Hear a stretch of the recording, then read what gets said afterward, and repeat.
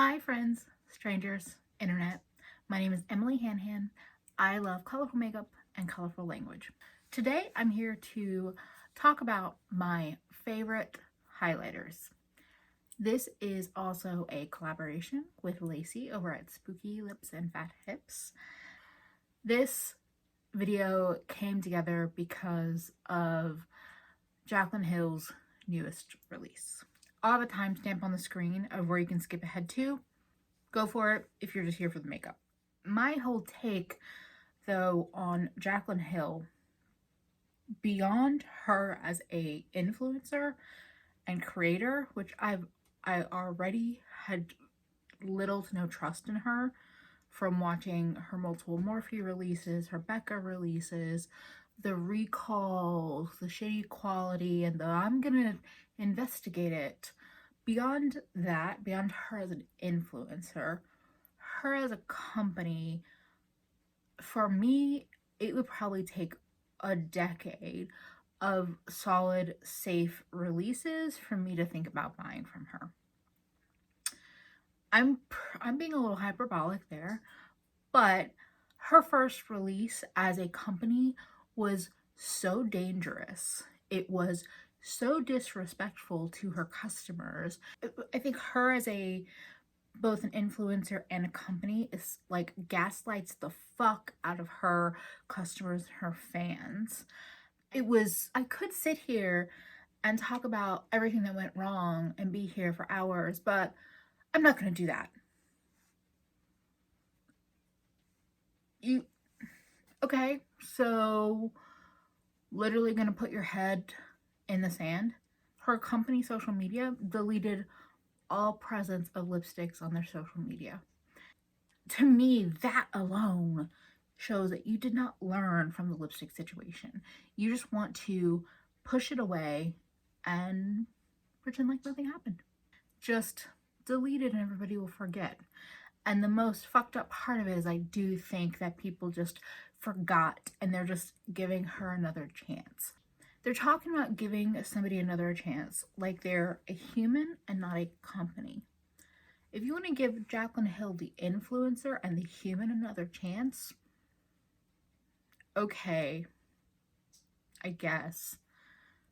But the company, no fucking way. Her lipsticks had metal shards in them, they had unknown fibers in them, they had different things in them that were never discussed, they were never identified, we never got any kind of explanation. You didn't deal with it all. You did not do an official recall. So there are still people out there using your lipsticks that have no idea perhaps what's in there, what was a contaminant, what's dangerous to their health. Besides the fact that Jaclyn has like a history of manipulation. If you haven't watched Maggie Mae Fish's video on Jaclyn Hill, I highly recommend it.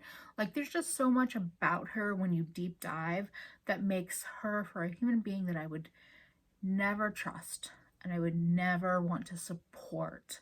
And I know me talking about her is probably supporting her. The easiest way to like get rid of something is to just ignore it. But the reality is that this launch is not getting ignored. That's already been proven on YouTube and on the internet. Beyond the people that went to her launch event, because like fuck all of them. Fuck them all. So fuck it, let's talk about it.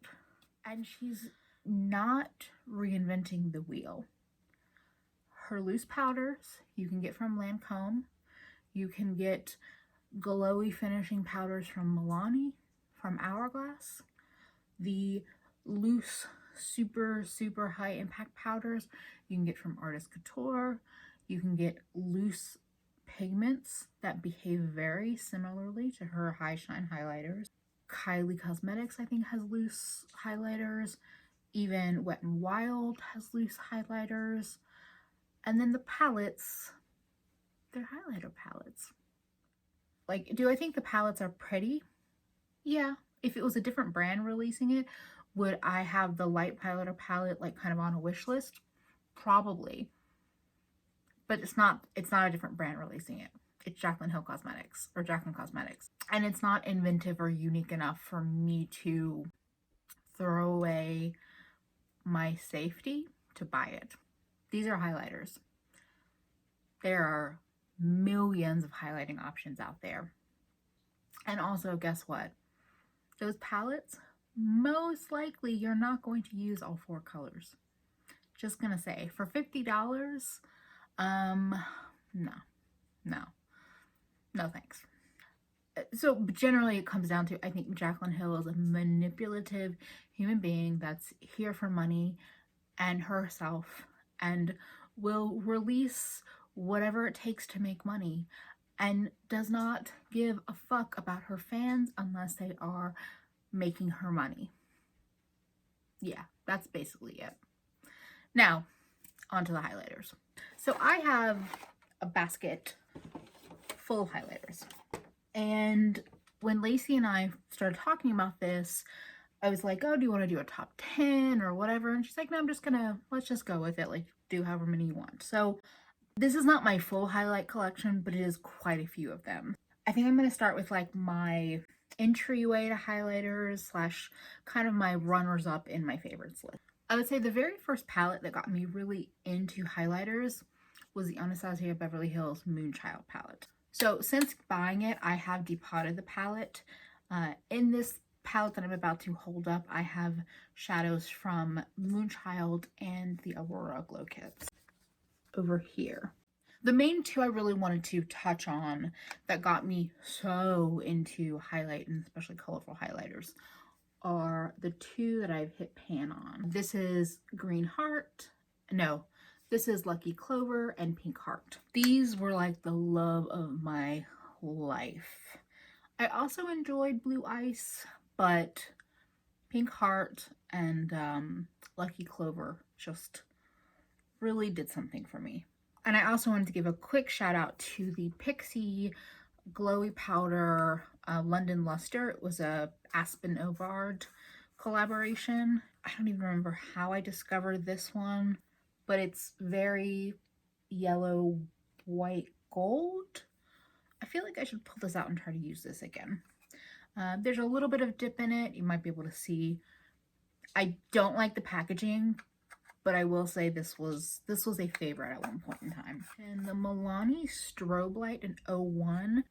I personally think of this as like a more natural highlighter. Some people might not. I don't know how well swatches are even going to help. You can kind of see it on my skin there. This is almost like, for me, a base layer highlighter. I put this all over my cheeks, in the middle of my face, and then perhaps go in with something more intense, just like on the tops of my cheekbones. It's like at the bottom of my favorites, I would say. This formula can definitely be picked up on a brush, but I just don't reach for it because it's in this pot. Like, I just don't.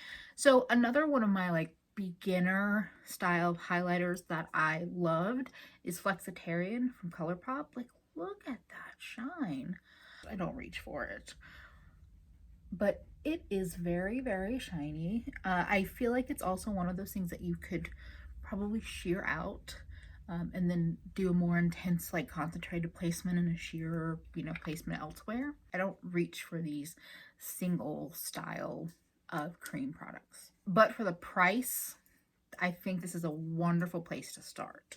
I have another Colourpop one, but I think I'm not necessarily doing it in order, but I'm kind of doing it in order. So this is the BH Cosmetics Duo Light Highlight Palette. Now this is a very, very colorful highlighter palette. I don't love all the shades in here, but for this pink to green highlighter alone, it had to be mentioned. And you're probably not even seeing the shift. And in terms of BH Cosmetics, I've tried their other 6-pan highlighter palette that's the colorful shadows. I prefer this formula over that one. So I think if you're going to try colorful highlighters at a drugstore price, this would be a good recommendation. Although I have something further down in the video that's even cheaper than these. So just wait for that. It seems weird to give this a spot on my favorites for like 1 or 2 colors, but it's worth it for me. Okay, so now we're getting into like hardcore favorite area. So this was kind of an unexpected favorite of mine. This is the Committed palette from Makeup Obsessions. As I was talking about with the Jaclyn Hill palette, it's rare that you buy a face palette and you can use all of the colors in the palette. The case with this one, I definitely don't use this color. But this was $10, and for me, for these 3 colors, it's worth it, even just for these 2. The other thing that I love about this packaging is that they pop out and they're magnetic. So I can throw this in a separate palette. Like these 3 colors usually live in the highlighter palette I'm going to show you in a little bit. And I feel like they were kind of trying to dupe the fancy Dior 4-pan highlighter palette, which looks stunning. But the thing that I love about this, I think of this color as my perfect like sweaty face highlighter. So I have it down the center of my face, and I think I put it on a little bit stronger than I sometimes will do. I would put Delicate like on my face a lot, like definitely down the center, like forehead, chin, nose, and then on the cheeks. And then if I wanted something stronger, I might go in either with a different brand or the white tone. And then the pink is a really pretty blush topper, especially if you like those glowy cheek looks. So this is the one that's like my sweaty face highlighter, and this is definitely more pearly, like Becca Pearl white highlighter. And then that's that blush topper kind of shade. And of course, with a highlighter swatch, like you're often not applying the highlighter in the way you're applying a shadow as a swatch, but I still love doing them. I think for me, that middle color is just so close to my skin that that's how I'm getting that sweaty effect. I love that. This is a really nice formula and a really good find. Makeup Obsessions is in Target in the US, and I think it's similarly sold where Makeup Revolution is internationally. Love it. I really tried to think about highlighters that were still in stock when I was pulling all these out, but I just have to mention Amrezy. I'll say I don't reach for this as much as some other people do, but I mean, you can see a little bit of wear and tear in there. I just don't.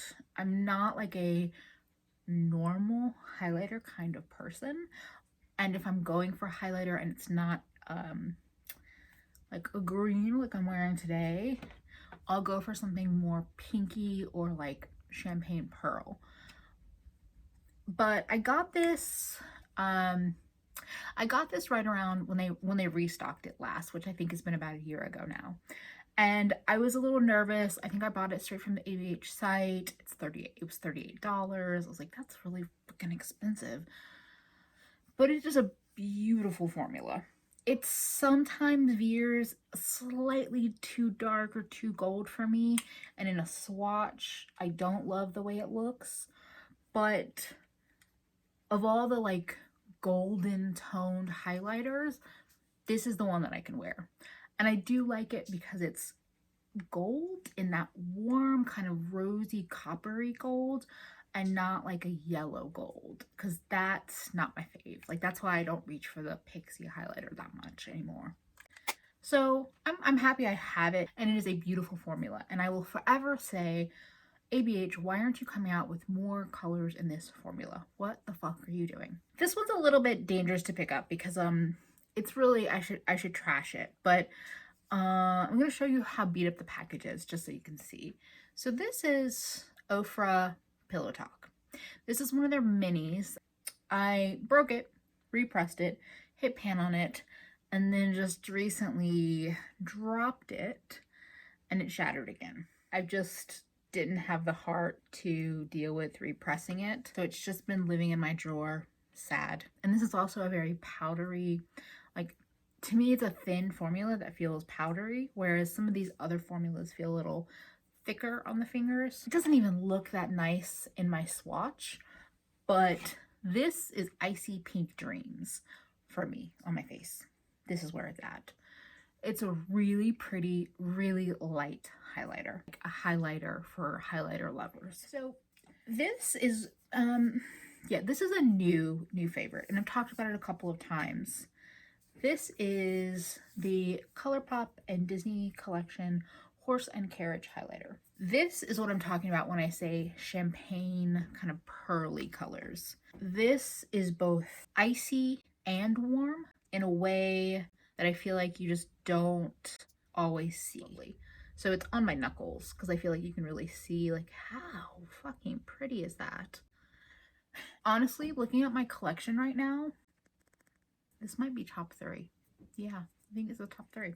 So the other palette that I have that has kind of my top 2 is this palette. These are not all favorites, but oh, I'm torn. Okay, I'm not gonna rank them. They are top 2 though. We're gonna talk about first. This color is from the Anastasia Beverly Hills Glow Kit in either sugar or sweets. I'll put a picture on the screen because I took it out of the palette. Because again, proof, I bought that palette for like $48. I really just wanted this color. I would buy it again for $48 to be complete. I might. I really like this color, basically. I always thought this was like the shiniest, brightest pink that I had in my collection. I do think it's the shiniest, but I think Pillow Talk is brighter. So it's over here. And it really doesn't show up as shit on my hand. But I've put it on in videos. It's glossy. It's glossy, wet, glassy skin. It's really pretty. Like, to me, I think about these two kind of in the same boat of like glossy, glassy, bright enough for my skin. Yeah, I really love this color. As you see, I've hit pan on it. I put a big dent in it. I love this color. I really wish they would release singles. The other one that I also have talked about a lot on my channel. So this is Looxi Beauty Voodoo. This is what I have on my face today. I don't know if you can see in that clip, but straight on, I feel like you don't see it that much. And then fucking wham, bam, pow. This is my slutty alien highlighter, glow to the gods, take me to your leader so I can fuck him. This is that highlighter for me. I have fucked this pan up. I've hit so much pan. That's all use. Like, I've used this so much. And honestly, in a swatch, like on my arm, I don't even, no, it's pretty. Okay, I was gonna say I don't even love it, but it is pretty. I also have 2 other highlighters from Looxi Beauty that are in my like top favorites, but not my favorite. So the purple is Pandora and this is Stripped. This is what I'm talking about colorful highlighters. And guess what? Looxi Beauty highlighters are under $4. Last I looked, they were $3.75 each. They are worth it in my opinion. And even on the arm, they're not the most beautiful. I think they're a great formula. And if you don't mind that they're in this format, they are so incredibly affordable. They might sell them in compacts, but don't quote me on that.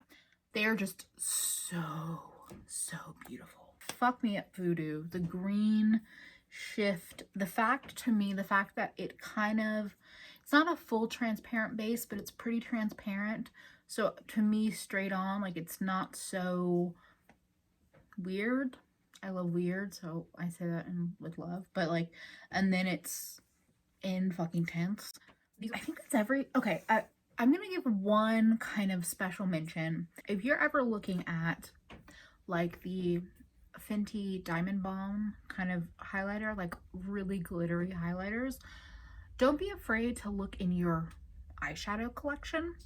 I found JD Glow Blow in my collection. This is a Galaxy shadow that I don't think is available anymore. But the purpose of this, and the reason why it's a love, is that to me it kind of duplicates that glittery Fenty highlighter thing, but I don't have to buy a special $30-something pan of highlighter. I have it on this hand a little bit. I feel like you don't really see it the same way you see it on the face.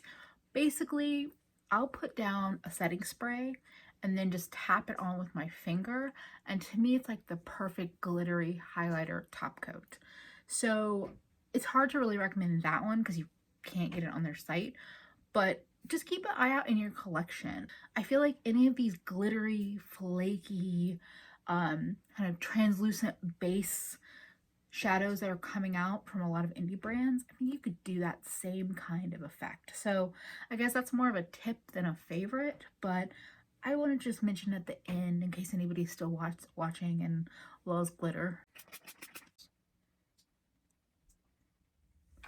I mean, if you compare, the reason also that I wanted to mention this is that if you're looking at something like Jaclyn's highlighters and you see those little loose highlighters and you see how when they apply just a little bit, it's like so insane, you might already have something like that in your collection. Like personally, I would rather work with like a pressed shadow like this than a loose highlighter powder or a loose eyeshadow. Like this is way easier for me. And I've officially talked about highlighters for about an hour. I'm gonna sign off now and try to condense this down into something reasonable, palatable, consumable. I don't know. If you have any questions about anything I've mentioned in this video, I'm gonna try to link everything, but if I don't, or if you're unsure of what I said or what I mentioned, leave me a comment, ask me a question, let me know what your favorite highlighters are. I love highlighters. Like I said, if that release had come out by anybody else, I would probably be buying the light face palette, but I'm not. And I have plenty of highlight to go around. And you probably do too. But if you don't, I gave you some options. If you are new here, if you found me through Lacey, thank you for coming over and watching.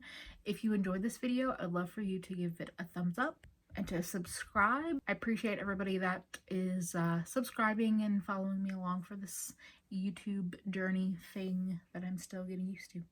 I've been babbling for long enough. So thank you so much for spending a bit of your day with me. I will see you again real soon. Bye, friends.